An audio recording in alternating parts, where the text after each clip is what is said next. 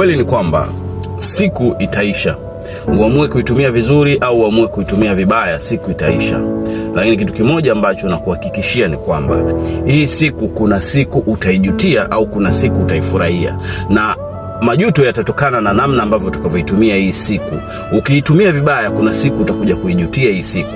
Lakini ukiitumia vizuri, hii siku utakuja kuifurahia sana.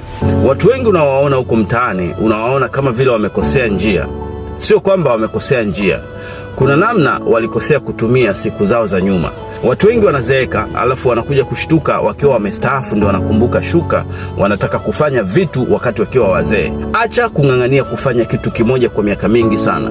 Mimi ni mwanga wa hicho kitu, nimefanya kitu kimoja kwa miaka mingi sana, lakini sasa nimeamka na kuamsha na wewe. Lakini unachotakiwa kufanya ni kuchukua hatua na kuanza kujaribu vitu vingi sana kwenye maisha yako, ili uone ni kitu gani ambacho kinaweza kusababisha wewe uweze kufanya vizuri kwenye maisha, kwa sababu kila mtu ana kitu chake hapa duniani. Akikigusa huwa kinafanya vizuri sana bila yeye kutumia jitihada nyingi sana, bila kutumia nguvu nyingi sana.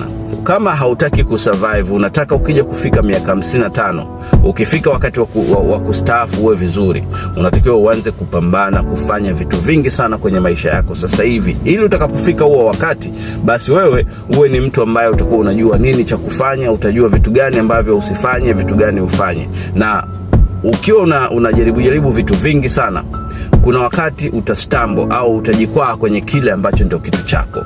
Kwa usisahau, siri kubwa ya kufanya vitu ni kuhakikisha ya kwamba unatafuta kile kitu ambacho ndio kitu chako. Kwa hiyo kuanzia leo, amka, anza kufanya vitu. Kama una miaka 25, pambana sana kufanya vitu vingi sana.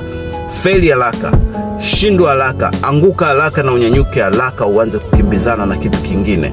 Usikimbizane na kitu kimoja kinakukwamisha kila siku, lakini wewe umeng'ang'ania hicho. Hilo ni kosa kubwa sana kwenye maisha yako. Usifanye kitu kama hicho. Ukifanya kitu kama hicho, utajikuta umepoteza muda mwingi sana hapa duniani. Kwa hiyo utakuja kujikuta kwamba unafika miaka 55 ndio unaanza kujaribu vitu vingine vipya. Hilo ni kosa kubwa sana kwenye maisha yako.